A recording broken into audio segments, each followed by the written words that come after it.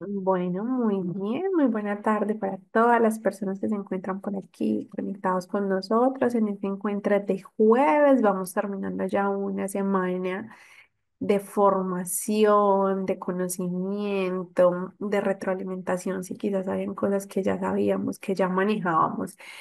¿Quién nos recuerda en qué quedamos el día de ayer para que demos inicio a un nuevo tema? ¿Quién nos recuerda en qué quedamos? Saludito a todas las personas que están por aquí, que nos están saludando, Venezuela, Ecuador,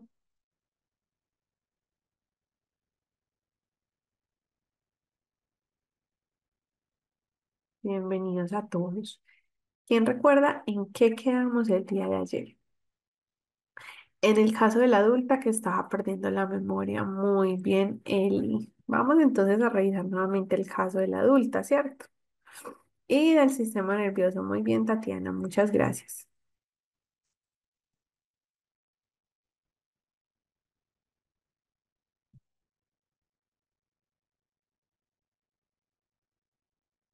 De pantalla.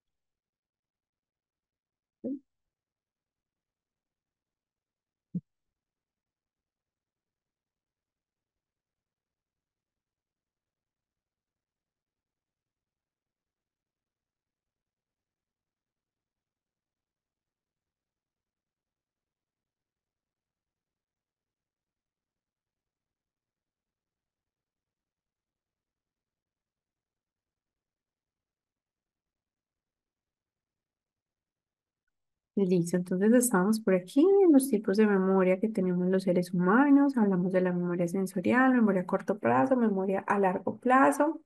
¿Cuáles son los tipos de memoria, cierto? Sobre los cuales nosotros trabajamos: icónica, háptica, códica, memoria de trabajo, memoria episódica, memoria semántica y memoria procedimental. ¿Quién me recuerda o quién me da un ejemplo de memoria procedimental?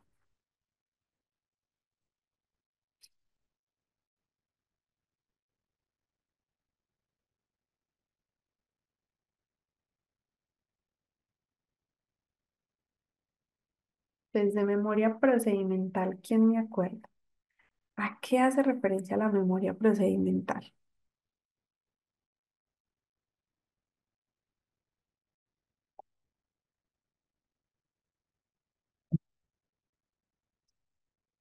A ver, recordemos.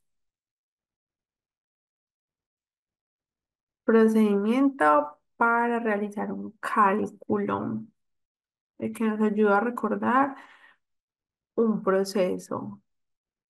¿Cómo se usa un objeto?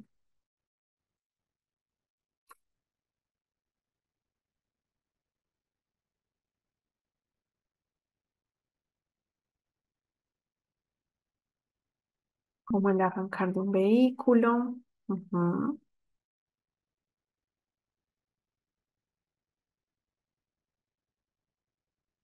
Un ejemplo en la elaboración de un pastel. Manejar muy bien, ¿cierto? Un procedimiento en específico, ¿cierto? Y que sea algo que haya perdurado en mi memoria a lo largo de los años. ¿Listo? Ejemplo, montar patines. Ese procedimiento yo nunca lo voy a olvidar.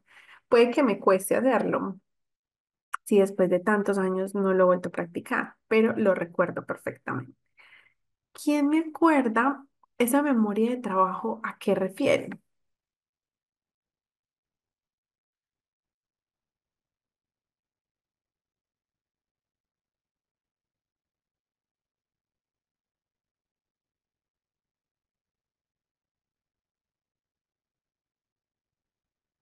Cuando se realiza algo de manera automática. Ajá.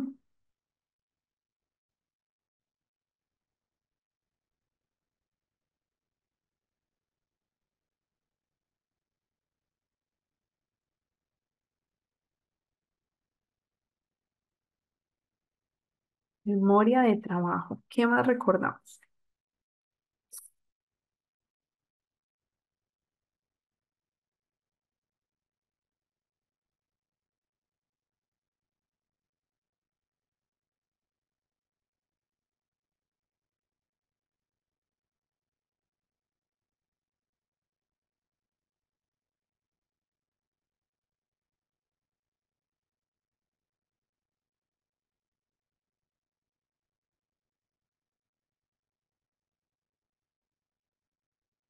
Muy bien, a cosas que se realizan trabajos cotidianos sin tanta relevancia. Es decir, yo aprendí esto para el momento, ¿cierto? Pero no lo voy a necesitar eh, para algo adicional. Si yo necesitara esa información eh, para algo permanente, entonces ya no sería una memoria de trabajo, sino que sería una memoria a largo plazo. ¿Listo? Muy bien. Chicos, ¿a qué hace alusión la memoria ecoica? Un ejemplo,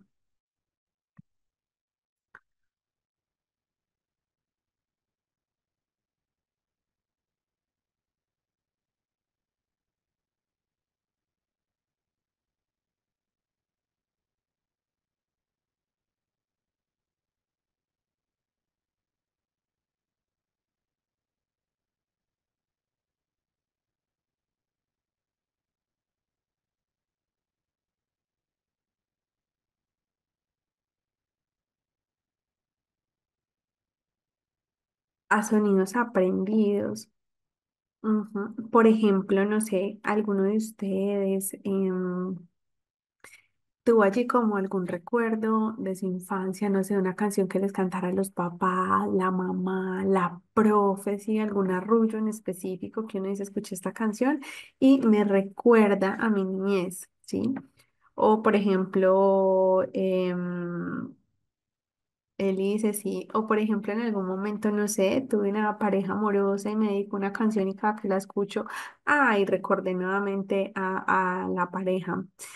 Eh, ¿Qué más podemos tener allí presente? O por ejemplo, no sé, una canción favorita, porque me gusta la letra, porque me recuerda momentos felices, agradables, ¿cierto? Esa canción que yo puse para el video de mi cumpleaños, el cumpleaños de mis amigos, entre otros, ¿cierto? ¿A qué haremos referencia con la memoria episódica?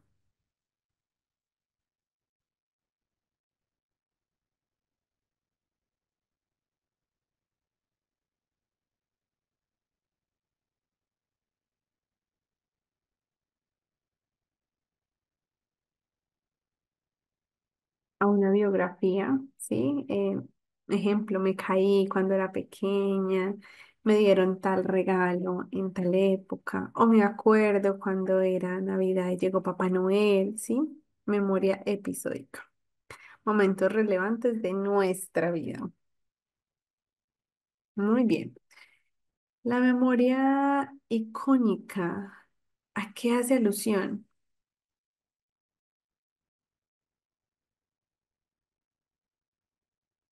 A esa memoria visual, muy bien, a imágenes, algunos momentos específicos que yo logré guardar allí, ¿cierto?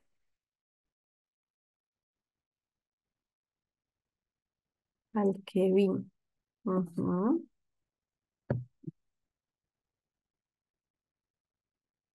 ¿Qué más?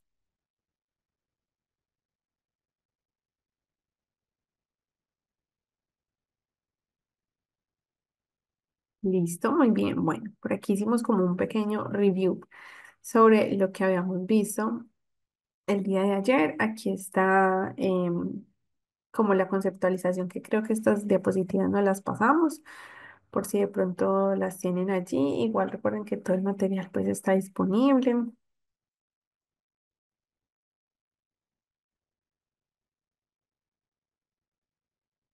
Listo. Y por acá entonces teníamos el caso. Vamos a analizar este caso. Ayer lo conversaron ustedes, vamos a resaltar algunos aspectos importantes.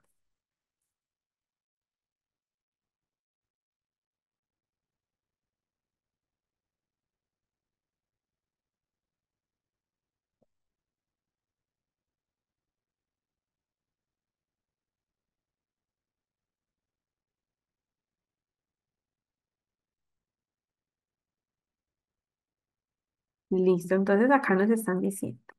Tenemos el caso de una mujer de 60 años de edad. Estamos hablando en los periodos que nosotros vimos que es una adulta mayor o lo que se considera también como el periodo de la vejez, ¿sí? Aquí vamos conceptualizando un poco lo que nosotros ya hemos venido hablando desde la fisiología de los seres humanos. ¿Listo? Aquí nos dan información muy importante. Dice, sin antecedentes de interés, es decir, no tiene ninguna consulta al respecto, no tiene ningún síntoma asociado, no ha ido a consulta por algo similar. Dice que acude a esa consulta acompañada de sus familiares, ¿sí? Porque notan un deterioro de al menos 3 años de evolución. Es decir, han pasado 3 años y ella sigue como en ese momento de hace 3 años. No avanzó. Dice que tiene despistes en la recepción de mensajes. Entonces, algo que yo escuché que me piden el favor de dárselo a alguien, se me olvida, lo doy en un tiempo diferente, ¿cierto? Y en algunos casos, pues, ni siquiera logra decírselos a la persona correspondiente. Cuando iba a hacer el mercado o la compra, olvidaba algunos aspectos básicos que necesitaba y entonces tomó la opción de llevar una lista, ¿sí? Para no perder pues como algunos elementos allí de lo que necesitaba. Siempre decía sobre todo cuando acudía a realizar alguna tarea bancaria, entonces en este caso pues ya asistía pues acompañada.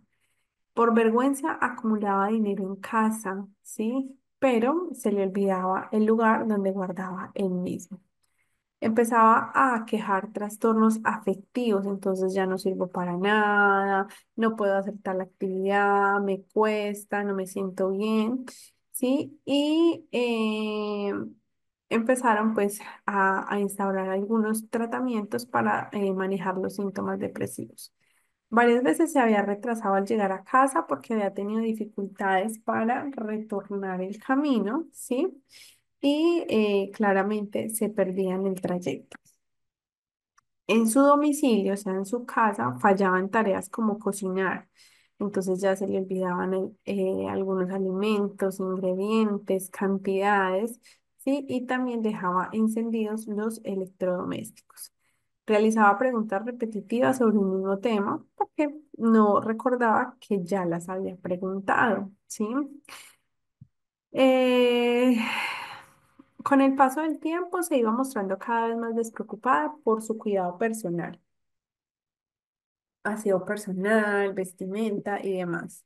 Vestía de manera desordenada, utilizaba prendas poco adecuadas. Entonces, por ejemplo, hace calor, eh, se ponía un saco, hace frío, cambiaba las prendas, mal combinadas, a veces abotonaba las camisas de forma irregular.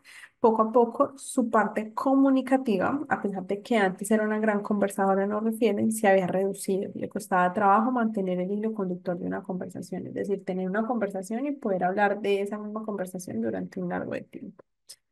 Em, por la calle recibía saludos de amigos, ¿cierto? Personas la saludaban, pero ella no respondía porque, digamos que indicaba que no podía saludar a personas extrañas. Aquí nos están dando datos muy importantes, chicos. Cuando nosotros lleguemos a estos momentos de realizar un análisis de un caso, tenemos que centrarnos muy bien en cada uno de los aspectos que nos están tildando. Aquí nos están dando un periodo de desarrollo. ¿Sí? Nos están diciendo que tuvo dificultades de memoria, ¿sí? A largo, a corto y a mediano plazo. En cada una de ellas, porque inclusive, por ejemplo, ir a hacer una compra en un supermercado lo olvidaba. Es decir, algo que tenía que hacer en el momento instantáneo, lo olvidaba. ¿Sí? Si habían personas que la conocían y la saludaban y no recordaba, era porque tenía dificultades para poder recordar a esas personas, es decir, su memoria a largo plazo tampoco estaba funcionando, ¿sí? Em, Tampoco recordaba, por ejemplo, procedimientos de alimentos, de vestimenta, cuidado personal, entonces estábamos viendo allí un deterioro significativo en su memoria. Nosotros como tal podríamos caracterizar esto como un Alzheimer, ¿cierto? Como lo dijeron muchos el día de ayer.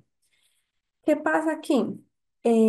Esto obviamente tiene que ser diagnosticado por un profesional de la salud, ¿sí? Que esté en la capacidad para diagnosticar a esta persona con Alzheimer o con otra enfermedad de base, si, digamos, las características a partir de la aplicación de una evaluación lo determinan.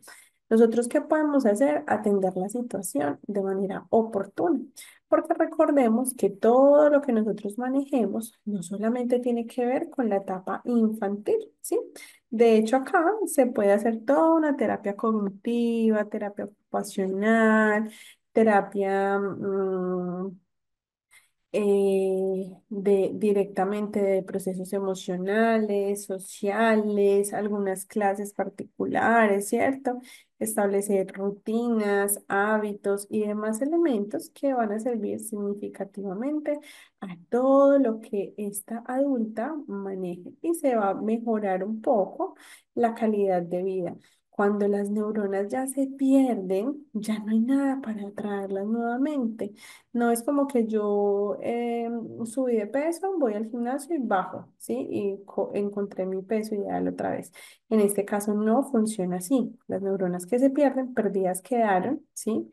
Y ya no tenemos cómo generar nuevas conexiones neuronales. Ya las perdimos, ya hasta ahí llegamos con esas posibilidades.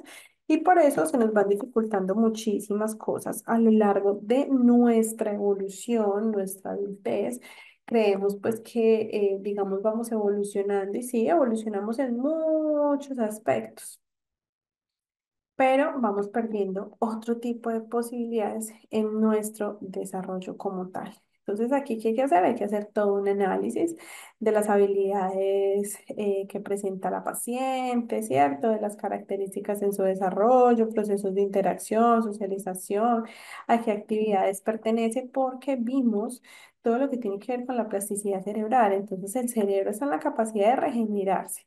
En este caso, hay unos residuos cognitivos si es que este paciente tuvo un buen proceso de desarrollo a lo largo de su vida. Si no lo tuvo, pues entonces difícilmente lo va a poder tener. Si hay un residuo cognitivo por su estimulación, por su desarrollo, por las características propias de todo lo que hacía, ¿sí? Entonces, si tuvo directamente allí, en particular, este residuo cognitivo se puede estimular, ¿cierto?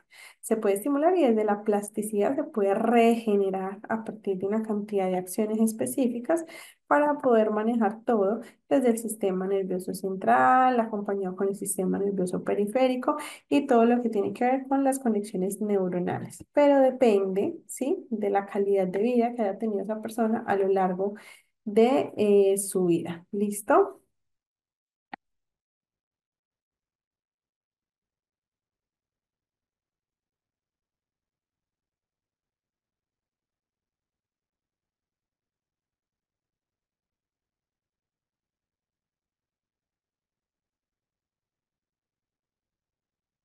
Ujú.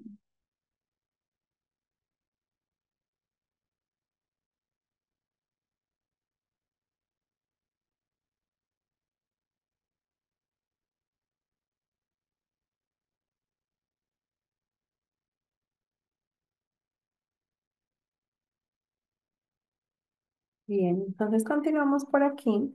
Estábamos aquí en estos conceptos. Entonces, ayer habíamos hablado de inteligencia y hablamos de memoria. Nos quedó restando el concepto del aprendizaje. ¿Listo? Entonces vamos a iniciar directamente por referenciar qué significa el aprendizaje y cómo nosotros adquirimos los procesos de aprendizaje a lo largo de nuestra vida. ¿Listo? Entonces vamos a mirar por aquí. Aprendizaje. ¿Qué es el aprendizaje, chicos? Es la capacidad que nosotros tenemos, ¿sí? De adquirir, modificar, fortalecer diferentes conductas, conocimientos o destrezas. Esto se da a partir de todos los estímulos que nosotros tengamos en el entorno, ¿sí? Entonces tengo estímulos en particular sobre este tema, pues sobre eso voy a mejorar todos los procesos de aprendizaje. ¿Listo?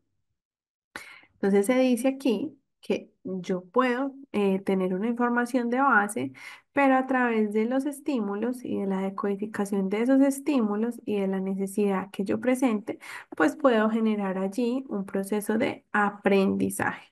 Se dice que el ser humano aprende a través de la experiencia, entonces algo que viví, algo por lo cual pasé, algo sobre lo cual he disfrutado, he gozado, o también alguna situación que de pronto no haya sido importante, que por el contrario sea compleja o que dificulte realizar ciertos procesos. Entonces allí se habla de experiencia, recuerden. Tanto experiencias positivas como experiencias negativas son las que nos permean a nosotros y sobre las cuales nosotros podemos generar un proceso de aprendizaje. ¿Listo? La experiencia, pues entonces viene ligada a variables como procesos sociales, es decir, desde ese entorno, desde ese contexto, desde ese ambiente social, qué tanta experiencia voy a gestar yo y qué tantos aprendizajes se van a dar a partir de ese contexto específico. Asimismo, desde lo emocional, desde lo cultural y desde lo biológico. ¿Listo? Es muy importante que lo tengamos allí. Por ejemplo, yo puedo aprender a manejar, a canalizar mis emociones a partir de un entorno, ¿sí? Que logre estimularme cómo yo puedo manejar, dominar, orientar el desarrollo de mis emociones, ¿sí? Seguidamente hablamos también, por ejemplo, de la parte cultural, cómo la experiencia, ¿sí? Me enseña diferentes procesos culturales.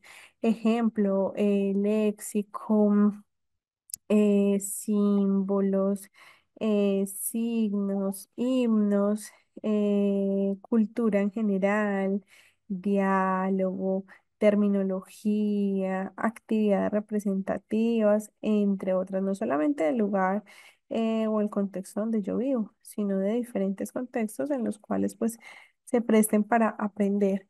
Y finalmente, desde los procesos biológicos, es decir, las características con las que nosotros llegamos propiamente al mundo, ¿sí? A desenvolvernos allí. Seguidamente, entonces, se habla de que el proceso de aprendizaje ha sido muy estudiado desde la psicología, ¿sí? Y se han desarrollado diferentes teorías que han logrado definir cómo se aprende, a través de qué se aprende y cuáles son las características del aprendizaje. ¿Listo? Vamos a revisar entonces algunas de ellas. Vamos a revisar entonces por aquí.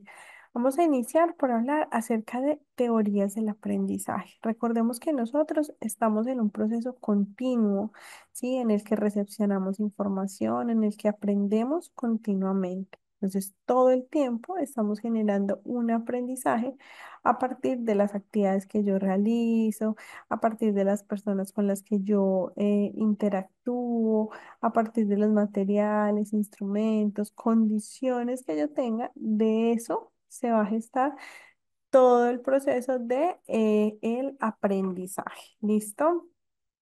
Entonces vamos a mirar por aquí propiamente. Vamos a iniciar con el conductismo. Entonces el conductismo aparece a lo largo de mediados del siglo XX, ¿cierto?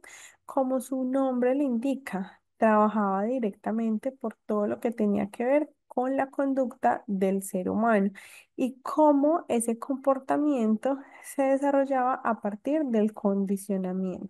¿Listo? Entonces aquí se dice que el condicionamiento existe cuando hay un estímulo particular y cuando se da una respuesta. Estímulo, respuesta. Existe el condicionamiento clásico y el condicionamiento operante. Vamos a mirar por aquí qué se nos dice. Pues por aquí tenemos los diferentes autores, ¿sí? Que respaldaron el desarrollo, la construcción, el enfoque, ¿sí? Del conductismo. Recordemos, conductismo es a conductar, ¿sí? Quiere decir que si yo te digo algo, te doy un estímulo y tú me das una respuesta. En este caso, inicia por aquí Pablo. Pablo nos habla acerca del condicionamiento clásico. Yo creo que para nosotros es un emblema hablar de cada uno de estos autores, ¿sí? Cuyas teorías fueron tan relevantes en el desarrollo inicial de todos los procesos educativos. Y aquí se refería en torno a el condicionamiento clásico. Se decía que era un procedimiento automático de varios pasos asociados. Entonces, en este caso, se hablaba de un estímulo, ¿sí? El cual provoca una respuesta. Entonces, estímulo, respuesta, para poder que se gestara un aprendizaje en particular. Recordemos que estamos mirando desde el inicio de las civilizaciones. Claramente hay unas teorías que ya no están en uso y que no tienen vigencia, pero es importante ahondar en cada una de ellas para nosotros poder comprender, ¿sí? La naturaleza misma de cada uno de los aspectos.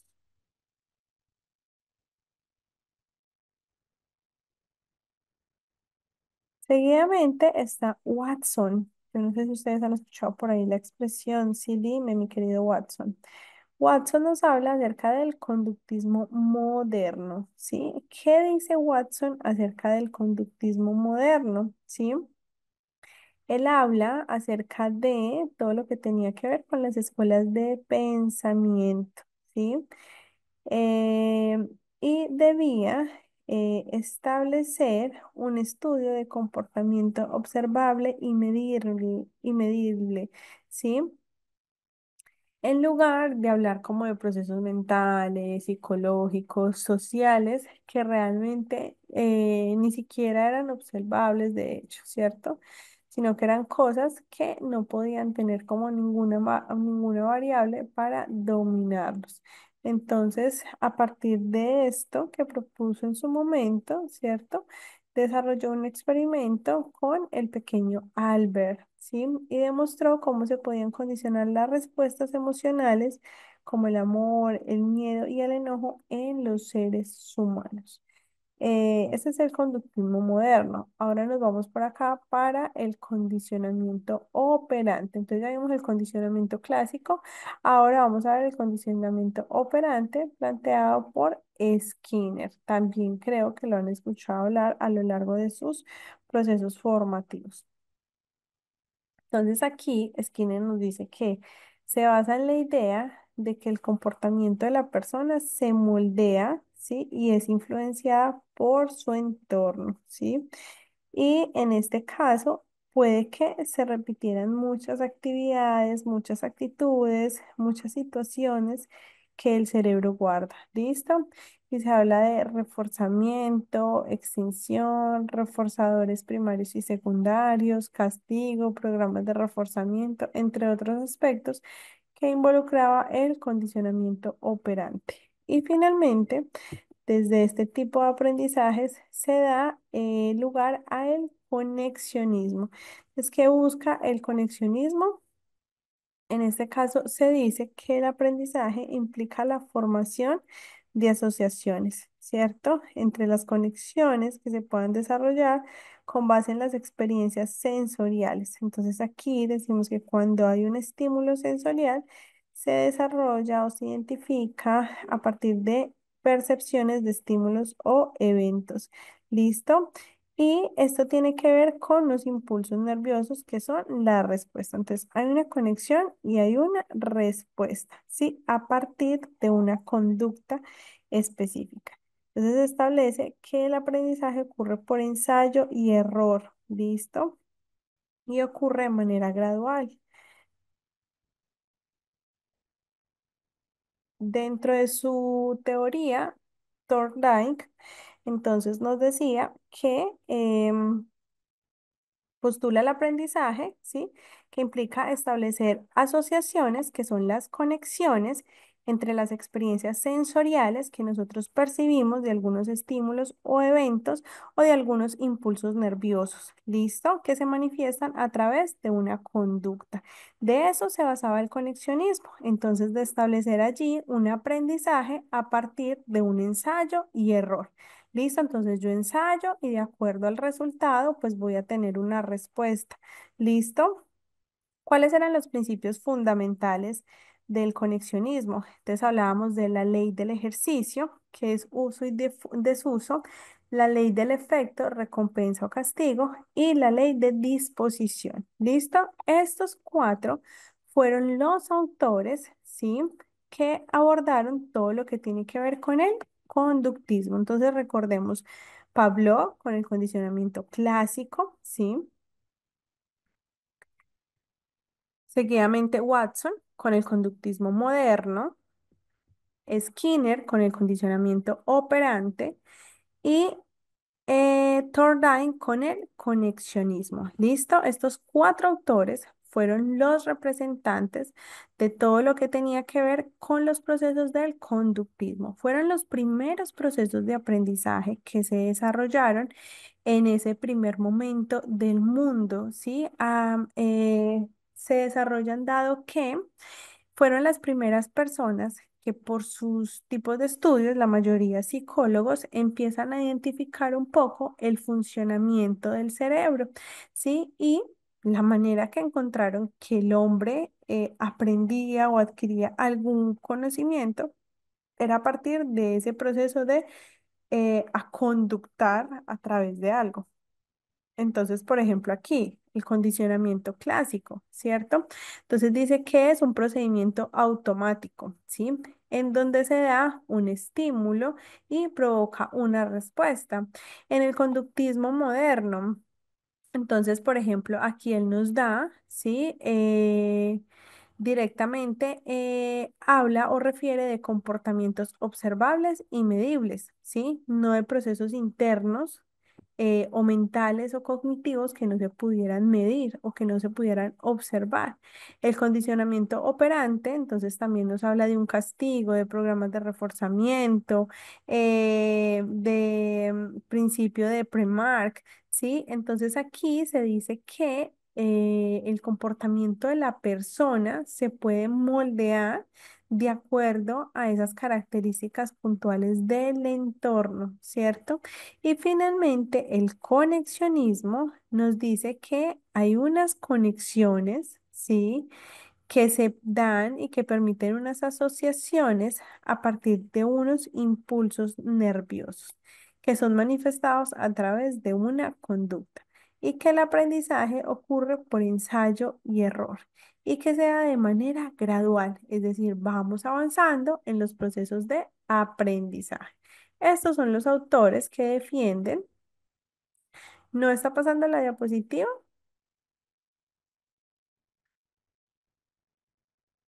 A ver, les comparto. Aquí la están viendo.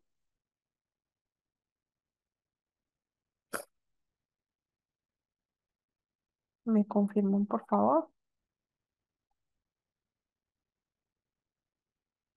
Sí. Y antes la estaban viendo.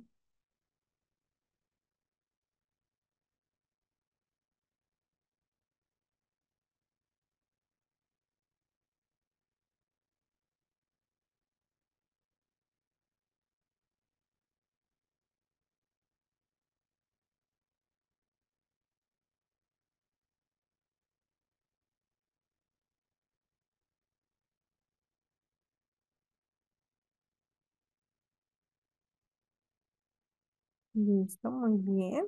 Bueno, entonces aquí ya pasamos por estos autores que son los que nos hablan del conductismo. Vamos a pasar entonces por aquí, constructivismo. Aquí les pasó la diapositiva.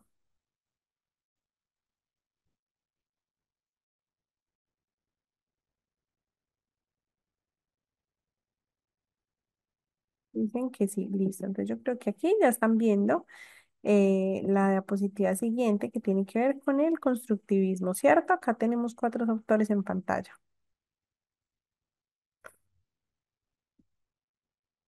Sí, sí, sí. Bueno, muy bien, muchas gracias. Bien, entonces aquí vamos a pasar por el constructivismo. ¿Qué privilegiaba el constructivismo? La misma palabra lo dice, ¿cierto? La posibilidad de construir, de generar aprendizajes a partir de una construcción en específico, es decir, algo que involucra un procedimiento en sí mismo. Inicia por aquí Jean Piaget. Jean Piaget es conocido por todos nosotros, ¿cierto? Famoso por todos los aportes desarrollados, especialmente lo recordamos bastante por las etapas del desarrollo, ¿sí? O los periodos del desarrollo que él propone en su teoría cognoscitiva. Entonces, habla precisamente de un desarrollo cognoscitivo, ¿sí? ¿Qué dice acerca del desarrollo cognoscitivo? Piaget dice que es uno de los aspectos más importantes en torno a la enseñanza y al aprendizaje y que esto depende de cuatro factores importantes. Uno, la madurez biológica, es decir, que no haya ninguna alteración en el desarrollo biológico de la persona, ¿sí? Porque de esa manera se va a poder lograr la madurez de cada uno de los aspectos que nos componen a nosotros sin ninguna alteración. Si existiese alguna alteración, pues se tendría que revisar muy bien el nivel en el que se encuentra la persona para poder comprender cada una de las situaciones. Las experiencias con el ambiente físico, ¿sí? La experiencia con el entorno social y el equilibrio para la resolución de problemas cognitivos. Entonces, aquí habla un factor, la madurez biológica. El segundo factor es la experiencia que tiene esa persona con el ambiente en el cual se desenvuelve. Como tres, la experiencia con el entorno social, ¿sí? Uno es el entorno físico, otro es el entorno social y finalmente el equilibrio. ¿Listo? Entonces, ¿qué se decía? Que hay unas etapas en particular por las que el niño debe de pasar. Pasa cuando cubra como todas las funciones de cada una de las etapas. Entonces pasa a la etapa siguiente cuando la etapa anterior haya alcanzado todos sus procesos. Inicialmente, entonces hablamos de eh, periodo sensoriomotor, preoperacional, de operaciones concretas y operaciones formales. Entendiendo aquí, por ejemplo, la etapa sensoriomotora. La etapa sensoriomotora, pues precisamente indica que el niño, ¿sí? Va a aprender o va a adquirir sus procesos de aprendizaje a través de todo lo que se desarrolle desde la parte sensorial y la parte motora. ¿Listo? Era sumamente importante, de hecho, a hoy puede ser un referente, solo que digamos que lo que no está de pronto muy vigente son como los términos de edades que él propone. En algunos casos, a hoy los niños son mucho más veloces, ¿sí? Para realizar diferentes actividades, asociaciones, interpretaciones. Y por eso se puede decir que, digamos, en este momento, pues no sería una teoría muy necesaria porque en el momento en que Piaget hace todo el estudio de investigación para generar esta teoría, pues obviamente eran otros tiempos en los que se encontraba inmerso. ¿Listo? Entonces allí hablamos de ese periodo de etapa sensoriomotora. Seguidamente nos vamos para la etapa preoperacional. Su misma palabra lo dice pre, o sea, antes de procesos operacionales, ¿sí? Entonces aquí se da un desarrollo de habilidades para poder entender el mundo en su mente. Entonces, esta persona cumple esta función, este rol, la otra otro, ¿cierto? Voy a la tienda, sé que la persona de la tienda es la encargada de atenderme, en fin, ¿sí? Aquí se da una evolución de palabras, de signos. em, Hay un pensamiento enmarcado porque ese niño o esa niña es un niño egocéntrico, ¿sí? El egocentrismo es una de las características de este periodo de su desarrollo y tiene muchas dificultades para poder entender los puntos de vista de las demás personas. Como la siguiente etapa están allí las operaciones concretas, ¿sí? Entonces ya aquí hay un proceso específico para poder desarrollar un aprendizaje como tal. Se dice que se desarrolla una comprensión más avanzada de las relaciones causa-efecto, la lógica y la conservación de objetos. Los niños también comienzan a comprender mejor las perspectivas de los demás, ¿sí? Y a pensar un poco menos egocéntrico. Van avanzando en ese tipo de procesos. Y finalmente, desde esa teoría se relacionan las operaciones formales. ¿Listo? Tienen la capacidad de generar algún pensamiento abstracto, de planificar y resolver algunas situaciones como problemas o problemas directamente desde el campo de la aritmética o la matemática con muchísima más precisión. ¿Listo? Seguidamente está Vygotsky, ¿sí? Quien nos habla de la teoría sociocultural. Entonces, en este caso, la teoría destaca algunos aspectos importantes en términos de los ambientes en los cuales se desenvuelve el ser humano, ¿sí? Entonces aquí Vygotsky nos planteaba la necesidad de que el ser humano estuviera en relacionamiento continuo desde sus diferentes entornos, especialmente desde todos los procesos sociales y culturales. Entonces, estas interacciones iban a permitir que se generaran muchísimos y mayores aprendizajes. ¿Listo?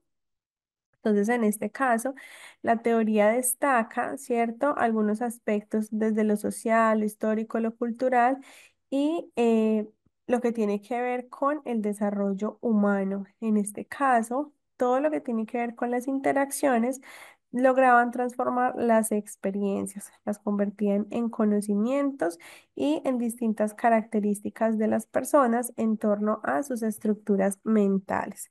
Aquí entonces se habla de la zona de desarrollo próximo, que tiene que ver con la capacidad que tiene un niño, ¿sí?, de realizar unas actividades con la ayuda de un adulto. Pasa a hacerlas de manera independiente y de esta manera, ¿sí?, se habla de una zona del desarrollo próximo, es decir, algo que puede hacer, que puede desarrollar con la ayuda de un adulto, pasa a realizarla de manera independiente hasta llegar al aprendizaje como tal. Aquí se estaría hablando de la zona de desarrollo próximo. Seguidamente, definimos por aquí el aprendizaje significativo planteado por David Ausubel. Yo creo que en el mundo como tal, hubo una época en que todo el mundo hablaba solamente de aprendizaje significativo, ¿cierto?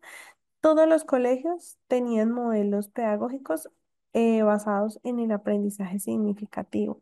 Y hubo un momento de la historia donde solamente en términos educativos se hablaba de aprendizaje significativo. Entonces aquí se decía que es un proceso a través del cual se generaba todo tipo de materiales o de conocimientos nuevos, ¿listo? Y de esta manera entonces generaba un proceso totalmente diferente. Quiere decir que por lo general nosotros, las personas, tenemos un conocimiento de base, ¿listo? Entonces tenemos un conocimiento de base y generamos un afianzamiento de conceptos, teorías, experiencias y lo convertimos en un aprendizaje nuevo y será un aprendizaje para la vida y es lo que me va a generar un aprendizaje significativo. ¿Listo? En este caso, Ausubel defendía el hecho de trabajar la enseñanza deductiva. En este caso implica primero enseñar las ideas generales y después puntos específicos. Finalmente está Brunner, ¿sí?, quien nos habla de aprendizaje por descubrimiento. ¿Qué se dice desde el aprendizaje por descubrimiento? Pues que debemos dejar que el niño, a partir de sus necesidades, sus intereses y sus diferentes propuestas, sea quien busque, ¿sí? Quien descubra, quien analice, quien interpreta los diferentes estímulos que se proveen desde su entorno. Listo, entonces aquí se da un proceso de exploración continuo, ¿sí? Entre pares, pero están en la capacidad de generar reglas, estructuras de trabajo, procesos de evaluación, entre otros. ¿Listo? Aprendizaje por descubrimiento. ¿Hasta aquí tienen alguna pregunta, chicos?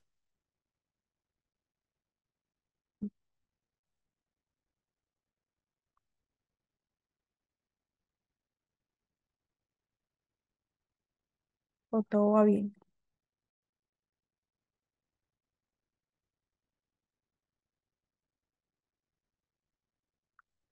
No están viendo mi pantalla.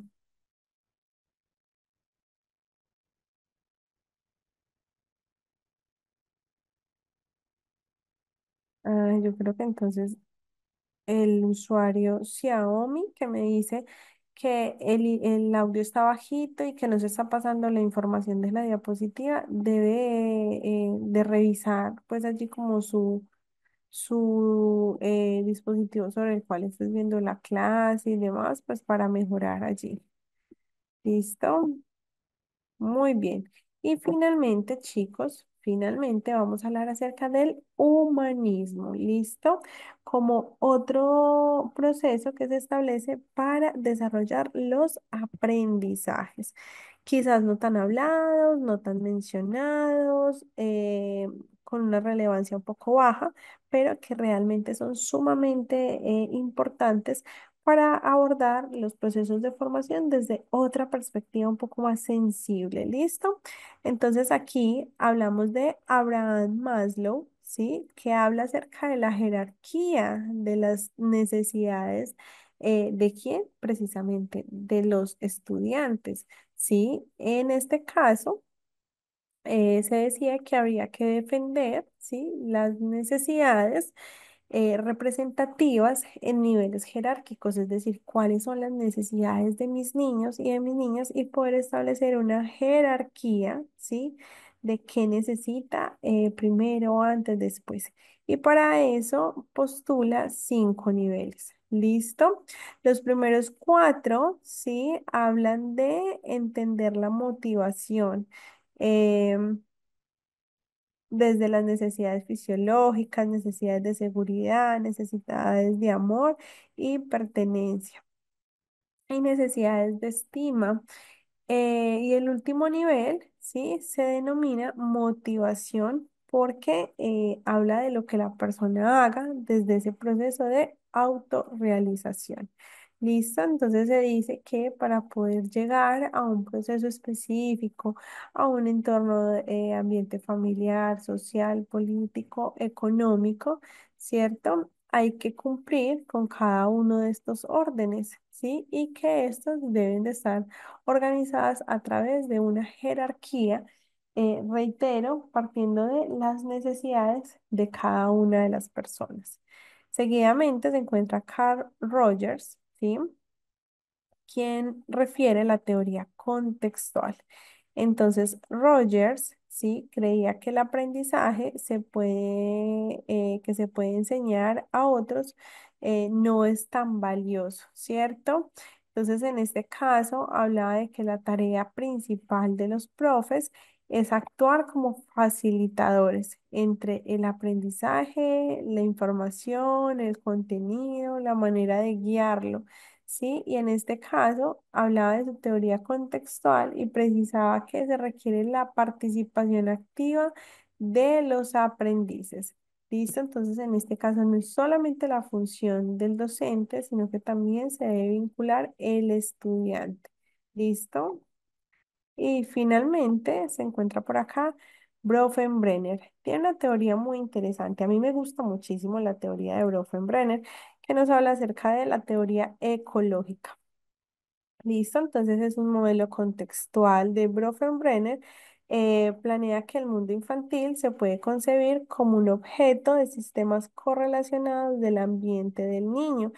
Para que el niño se pueda desenvolver, desarrollar de manera adecuada, él plantea unos ecosistemas específicos en los cuales se va desarrollando el niño a lo largo de su desarrollo y de su evolución para poder generando diferentes procesos de aprendizaje.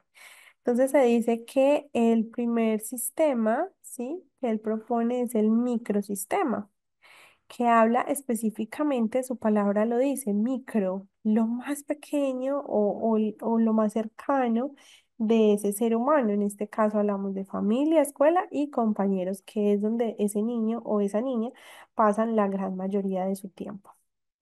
Seguidamente hablamos de mesosistema, que tiene que ver con una interacción de dos sistemas. ¿Listo? Entonces, del microsistema y del mesosistema.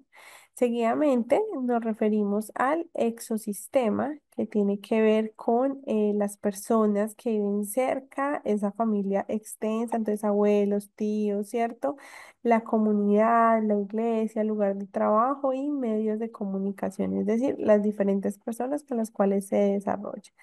Seguidamente está el macrosistema, que refiere leyes, valores culturales, sistemas políticos, económicos y algunas costumbres sociales. Finalmente, refiere allí el cronosistema, que ya tiene que ver con esa condición personal y social que van cambiando, ¿sí? A lo largo de su vida, ¿sí? De su madurez, de su evolución y de su desarrollo. ¿Listo? Hasta aquí, chicos, ¿hay alguna pregunta?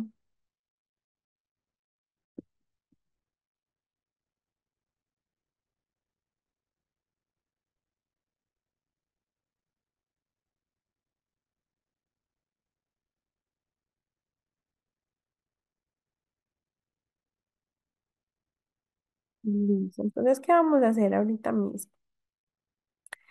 Vamos a reunirnos por salas y de acuerdo a estas tres teorías del aprendizaje, vamos a generar un análisis de cada una, ¿sí? Y vamos a indicar por cuál nos iríamos, por cuál de esos tres enfoques del aprendizaje, cuál teoría consideramos que es la más asertiva para los procesos educativos y formativos en este periodo de la historia. ¿Listo? Ayer abrí tres salas, dos salas, perdón. La idea es abrir tres el día de hoy. Aceptamos, por favor, la invitación.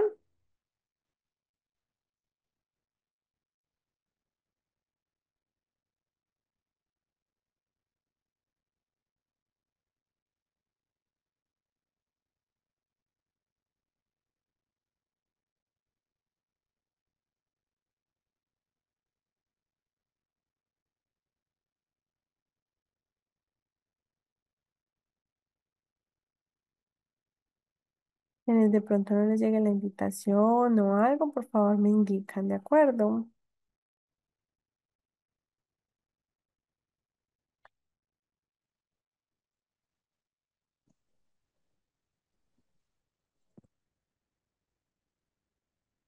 Listo, vamos llegando por aquí.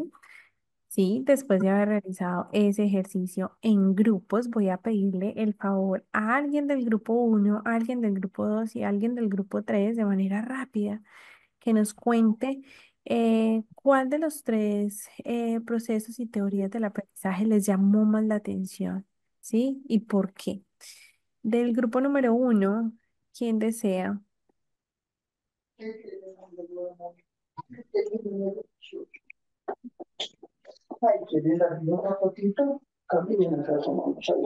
Micrófono abierto. Hay varios, Ya, métele brutos. hay varios micrófonos que quedan abiertos pues por el tema de las alas. ¿Listo? Entonces, del grupo número uno, ¿hay alguien? Aleida, Ali, Ana Virginia, Estimularte, Gladys, iPhone, Lucy, Stephanie, Paula, alguien que nos comente. Gladys, cuéntanos. Buenas noches, ¿me escucha? Sí, Sí, creo que sí. señor, te escucho. Buenas noches. Primero, mil disculpas, por favor, me retrasé a la clase y espero no desvincularme con esta última parte de las teorías. Pero fundamentalmente hemos hecho referencia a que estaríamos dentro del constructivismo. Ahora, todos los que sustentan estas teorías siempre nos hacen un aporte. Si nosotros, uno de los compañeros hacía alusión que nosotros debemos en este momento, por ejemplo, adaptarnos a la tecnología. Estamos en la era de la tecnología y esa tecnología influye en procesos de aprendizaje. Entonces, lo que yo sustento es que si Piaget, por ejemplo, sustenta en su teoría el desarrollo cognitivo, considerando la maduración biológica y la experiencia del ambiente en el marco de la parte ambiental en función del desarrollo del niño, estaría esta influencia mm, de la tecnología, por supuesto, porque la tecnología está en el ambiente en todo y en todas las edades, ¿no es cierto? Lo que sí nosotros tuviéramos que tener en cuenta para la utilización de este recurso son las etapas de desarrollo que nos plantea precisamente Piaget. Pero también había el aporte de otro compañero que pensaba que el aporte de Vygotsky es importante porque el hombre es un ser social y aprende en relación con el otro. Por supuesto que eso tampoco deja de lado el tema el, em, de la tecnología, o sea, la tecnología está ya inmersa en todo, ¿no? Esta clase la estamos realizando gracias a la tecnología, entonces no podemos prescindir de ella. Y, y bueno, teníamos alguna duda de pronto porque quedaba en la última pantalla los tres nombres, Maslow, Carl Rogers y Urié, en la última pantalla que usted puso. Y un poco que teníamos la duda, ¿no? Sobre, bueno, personalmente tenía dudas sobre la pregunta, pero tampoco podríamos prescindir, digamos, la pirámide de Maslow también tiene aportes importantes en la medida que va a permitir que el ser humano llegue a una etapa de autorrealización, que creo que eso es importante. Entonces, muy cortito hemos hablado por el factor tiempo, pero considerando que es muy difícil que cada uno diga solo esta teoría, porque cada una hace aportes importantes, de pronto en los procesos pues, recurrimos también mm, a otros aportes de otros autores. Gracias. Gladys, gracias a ti por ese compartir que haces. Es muy válido lo que comentas. Creo que hubo una muy buena discusión en el grupo para que tú compartas como de esa manera lo que conversaron y lo que hablaron muy bien. Entonces, Muchas precisas gracias. sobre el constructivismo. Vamos a escuchar a Ujú. alguien de la sala 2. Ana, Arnulfo, Eucaris, Ingrid, Joaquín, Nisa, Rosario, Tatiana, alguien de este grupo que nos comente cuál fue la lección que hicieron.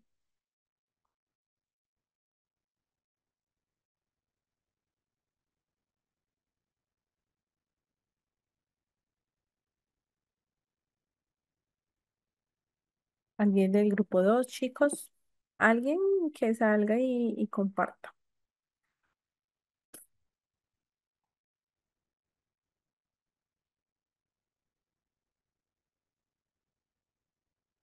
Vamos a escuchar por aquí a Arnulfo.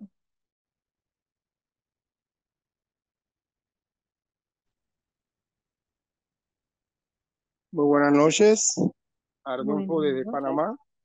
Nosotros estuvimos también dialogando, estuvimos discutiendo algo sobre el constructivismo, pero llegamos al acuerdo que eh, la teoría que habla sobre la relación entre, entre los niños con el entorno, o sea, una forma ecológica, ayuda a que el niño aprenda y a desarrollar esa habilidad, despierta esa curiosidad y lo hace aprender entonces las cosas que lo rodean.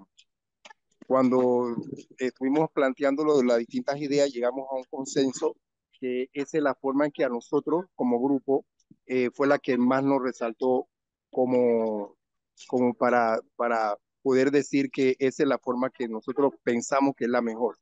Ay, no entramos la cajita, por acá, pues. Muy bien, muchas gracias.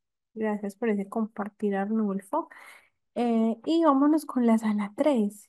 ¿Quién de la sala 3? Adriana, Alba, Caterine, Claudia, Daisy, Dora, Floralba, Daniel, Laura.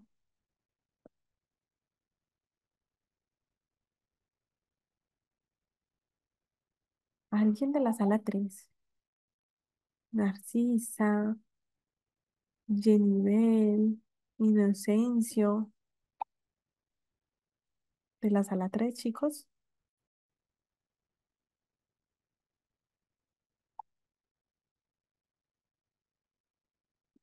Alguien de la sala 3.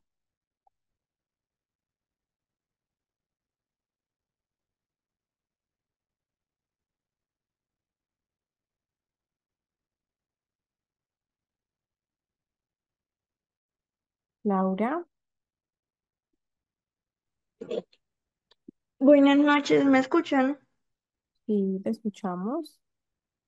Bueno, en mi grupo, bueno, se habló mucho de varias teorías, como el de Jean Piaget, la teoría sociocultural, desarrollo próximo.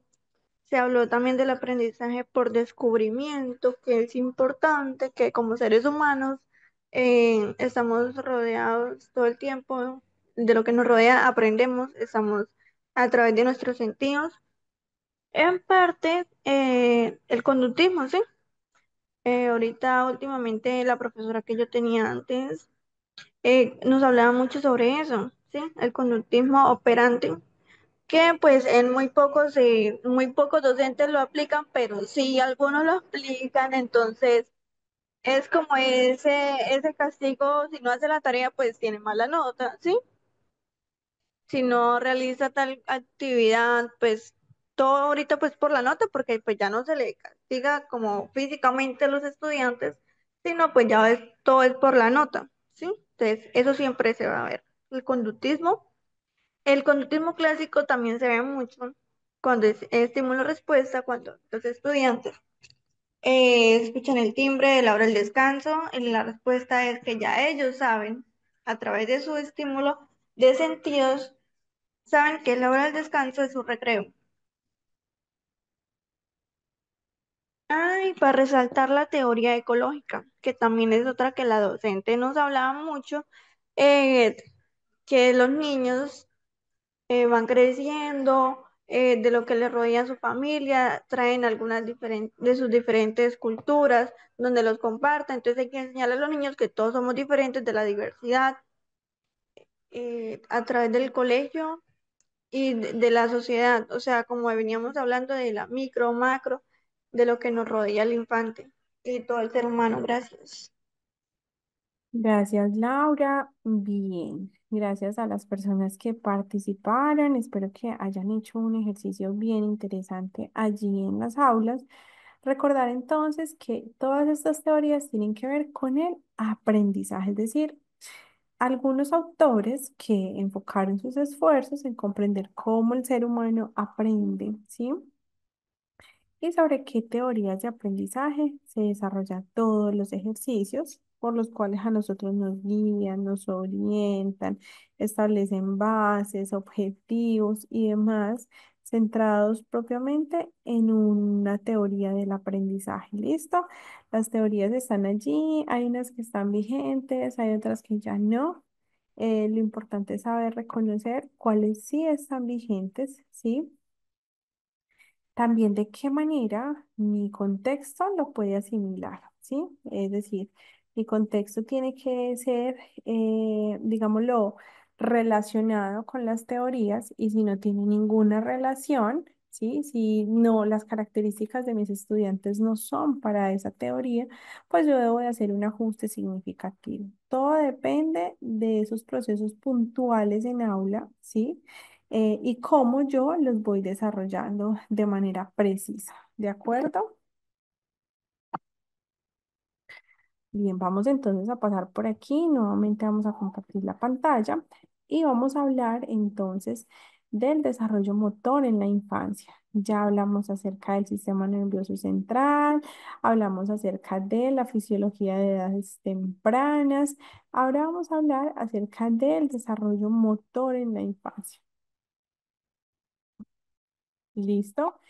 ¿Qué se dice? Que el desarrollo motor está constituido por unas fases evolutivas sobre las cuales el ser humano va evolucionando, valga la redundancia, a lo largo de su proceso de desarrollo y crecimiento, ¿sí? De manera particular en cada uno.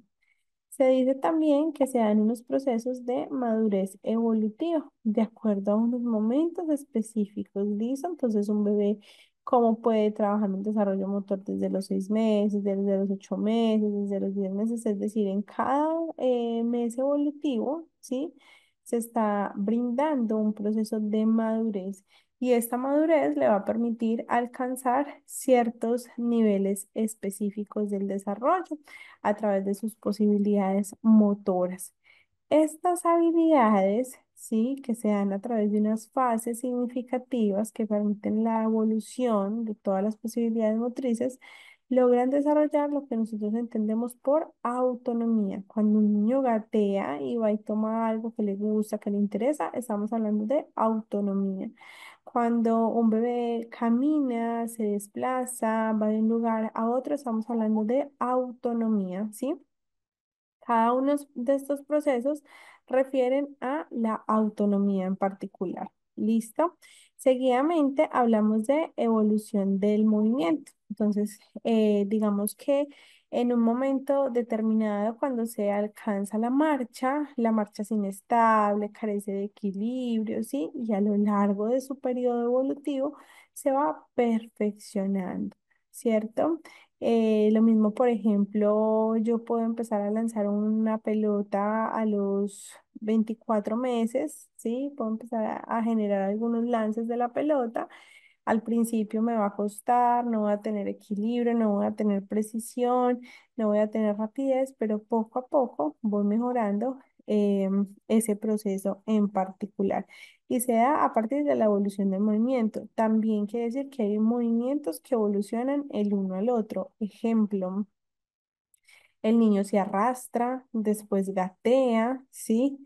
Y antes de eso se sienta, entonces se sienta, se arrastra, gatea. Ahí estamos viendo una evolución significativa de cada habilidad del niño. Y finalmente hablamos de una maduración neurológica, ¿listo? Esa maduración que nos va a permitir que se den todas las posibilidades motoras de ese niño o de esa niña en un periodo determinado.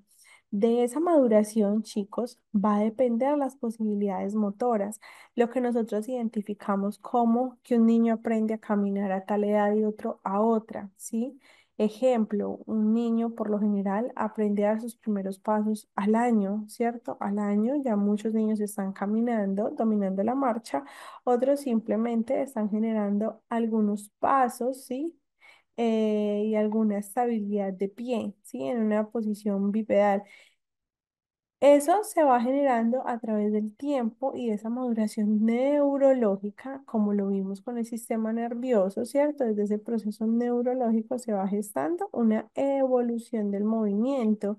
Ejemplo, ya no voy a lanzar la pelota y me va a alcanzar una distancia muy corta. A los 3, 4 años voy a lanzar mejor la pelota, voy a pivotearla mejor, voy a tener en cuenta distancias, velocidades, entre otros aspectos. ¿Listo?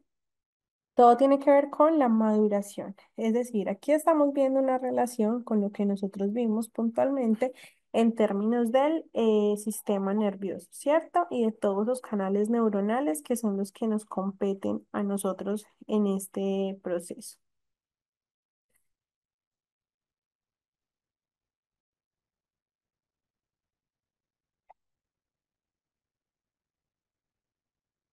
Vamos entonces por aquí y decimos que hay unas leyes específicas de los procesos del desarrollo motor.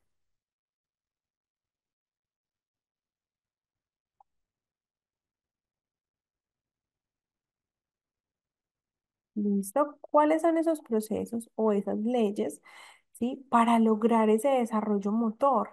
Aquí nos están situando en dos, ¿listo? Son dos leyes, ¿sí? Que son las que guían, rigen y establecen esos procesos que se dan a lo largo del desarrollo motor, ¿listo? Entonces, inicialmente tenemos por aquí la ley cefalocaudal, ¿listo? Entonces, la ley cefalocaudal de lo que se encarga es de controlar movimientos eh, más cercanos a la cabeza, ¿cierto? Entonces controla las partes del cuerpo que quedan más cerca a esa cabeza. Entonces, ejemplo, el cuello, el tronco, los brazos, ¿cierto? Entonces inicia con las partes que quedan más cerca, ¿sí? Y luego las más lejanas, ¿de acuerdo? Entonces quiere decir que la ley cefalocaudal, ¿sí? Trabaja un desarrollo hacia abajo, ¿sí? Es decir, supongamos que aquí está la persona y la ley cefalocaudal trabaja su desarrollo como con una flechita hacia abajo.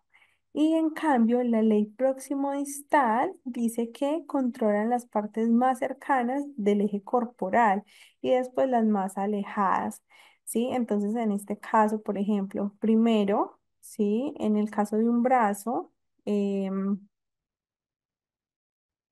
se controla lo más cercano hasta llegar a lo más lejano de ese eje corporal. En este caso, si la ley cefalocaudal tenía una flecha, ¿sí? Como lo estamos indicando, una flecha hacia abajo que indicaba su desarrollo. En el caso de la ley próximo distal, en la parte del tronco del ser humano está una flecha hacia ambos lados. ¿Cierto? Que quiere decir que en este caso se desarrolla de manera distinta, es decir, la ley cefalocaudal es hacia abajo, ¿sí? Que controla las partes más cercanas de la cabeza y luego las más alejadas, y la ley próximo distal, ¿sí? Es la que controla las partes más cercanas al eje corporal y luego las más alejadas.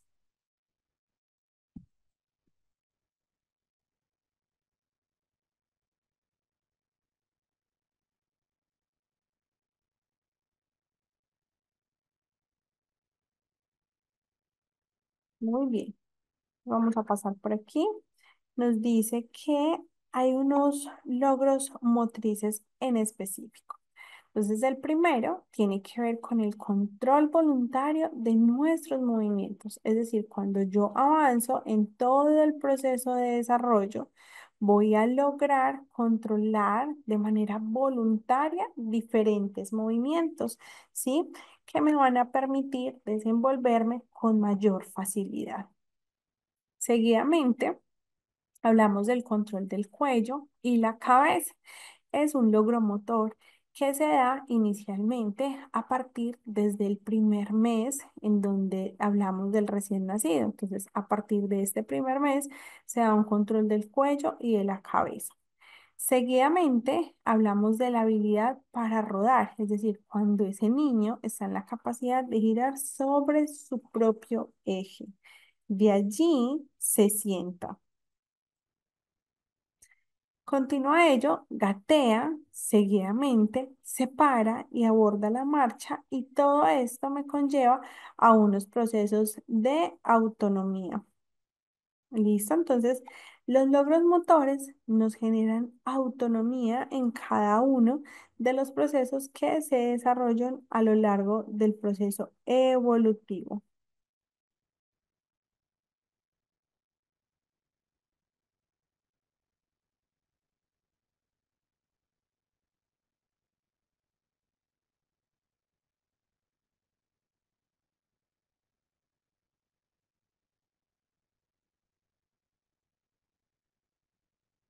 ¿Listo? Vemos por aquí entonces. Vamos a hablar puntualmente de cuáles son esos avances motores en cada uno de los momentos de desarrollo del ser humano.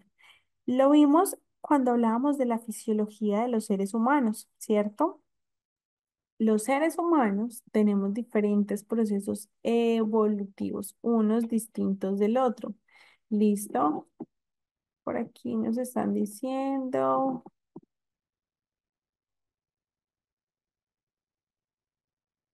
Ujú.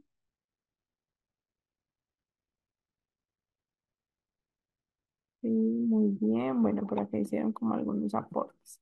Muy bien, entonces nosotros estamos viendo que alrededor del primer año, del primer mes, perdón, se evidencian algunos logros motores o avances motores que comprendemos, ¿sí? Estos, estos logros motores o estos avances se dan a partir de varios aspectos y nosotros lo vimos desde el principio de todo el proceso. Uno, a partir de esos elementos o aspectos o componentes extrínsecos, ¿cierto? El medio, la estimulación que ese medio produzca, las condiciones, las características. Hablamos de nutrición, desarrollo psicológico, procesos de participación familiar, procesos sociales, ¿sí? Cada uno de estos avances en las diferentes etapas tienen una característica en particular, pero dependen de todos esos factores extrínsecos, pero también de los factores intrínsecos. Si hay algunas situaciones de base hereditarias que se puedan asumir a lo largo de ese desarrollo evolutivo del niño, también van a aparecer aquí en esos logros motores.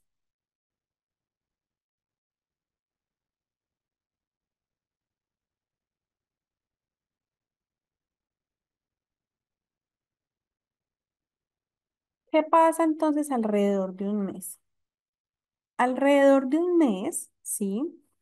Hay unas posibilidades que el bebé desarrolla para poderse desenvolver en un entorno y para poder identificar el entorno, el contexto, las personas, ¿cierto? Que se encuentran alrededor del mismo. Ese bebé, ¿sí? Empieza a comprender un poco el sentido de las cosas, empieza a identificar que tiene unas manos, que tiene unos pies, ¿cierto? Que si se mueve van a tener alguna coordinación a sí mismos, ¿sí? Ese bebé va identificando algunas situaciones particulares a través de sus extremidades. Entonces, ¿qué se dice que puede lograr alrededor de un mes? Sentado, ¿sí? Sentado en brazos. Levanta la cabeza de vez en cuando. Entonces, ya empieza a hacer una fuercita en esa cabeza, como lo vimos por aquí. Listo, control de cuello y cabeza y lo va a hacer más por una necesidad, ¿cierto? Que inclusive porque yo le pueda estimular. En este caso, ¿cómo le estimulo yo el movimiento de la cabeza? Debemos ponerlos boca abajo, ¿sí? Que es una posición sumamente cómoda. Entonces hay que ponerlos boca abajo para que ellos estimulen y puedan alzar su cabeza. Boca abajo también levantan la cabeza, ¿cierto? Y mantienen las piernitas flexionadas. Reacciona al sonido de una campanilla. Entonces, no sé si ustedes han visto, pero la mayoría de juguetes para niños tienen algún sonido, ¿sí? Seguidamente, se dice que pueden seguir, ¿sí? Un objeto. No sé si ustedes lo han visto, pero hay papás que pasan objetos de derecha a izquierda y el niño lo que hace es seguirlo con la visión de un lado hacia otro porque su visión puede desplazarse hasta 90 grados. Seguidamente, ya alrededor de un mes, fija su mirada en rostros, es decir, ya identifica algunos rostros, sonríe, se ríe, ¿sí? A pesar de que su visión no es clara en este momento del desarrollo, pero logra identificar algunos. Seguidamente, aprieta un dedo, eso lo vamos a ver a lo largo del diplomado, es un reflejo, pero dice aprieta un dedo colocándolo, cuando uno le coloca una manito, los niños ahí mismo generan esa aprensión del dedo. Eso es un reflejo, ¿sí? Y ya posterior lo vamos a ver en otro módulo. Deja de llorar cuando nos aproximamos a él y cuando nos escucha, ¿sí? Y reacciona con movimientos de succión, ¿sí? Antes que inclusive llegue el tetero o el biberón. Entonces empiezan a hacer algunos movimientos de succión, ¿sí? Que es mover la mandíbula, como si tuvieran algo en la boca, pero no lo tienen. Y pasa cuando sienten el olor, ¿sí? Entonces aquí se evidencian algunos avances motores, ¿sí? Que son muy importantes y que se van a dar a lo largo de cada uno de los momentos de desarrollo. Por ejemplo, a los 2 meses. Aquí también se dice que mantiene la cabeza derecha durante un momento determinado, ¿sí? Boca abajo, levanta la cabeza y los hombros. Entonces ya va adquiriendo un poquito más de fuercita, se siente más cómodo en esa posición. Entre más veces pues lo acomodemos.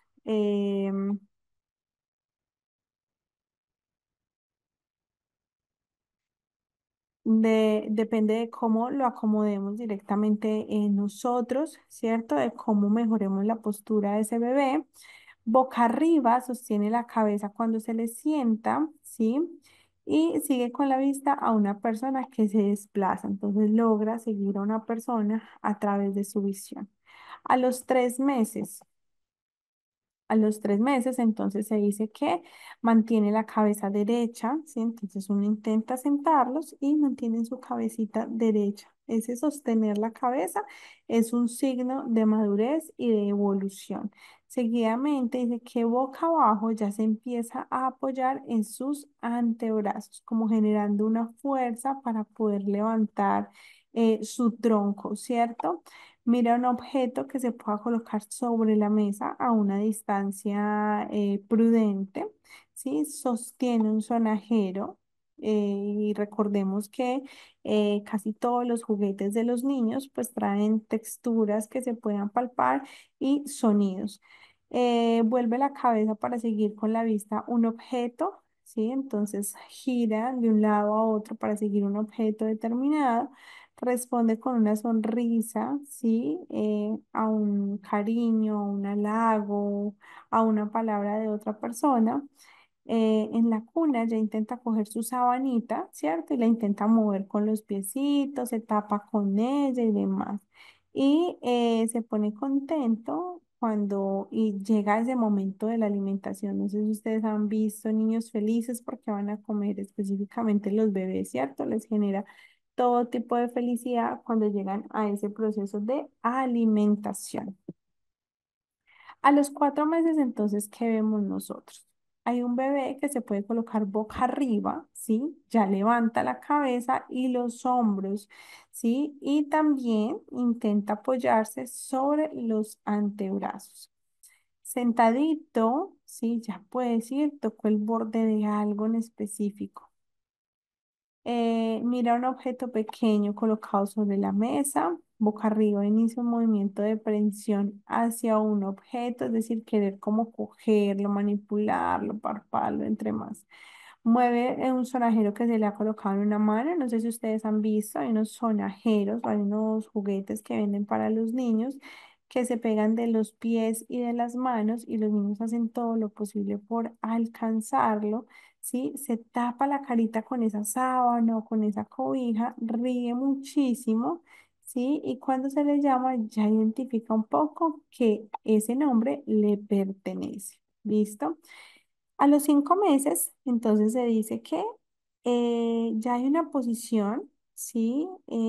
Favorable para ese bebé, porque no crean que estar en brazos, estar en la camita todo el día es cómodo.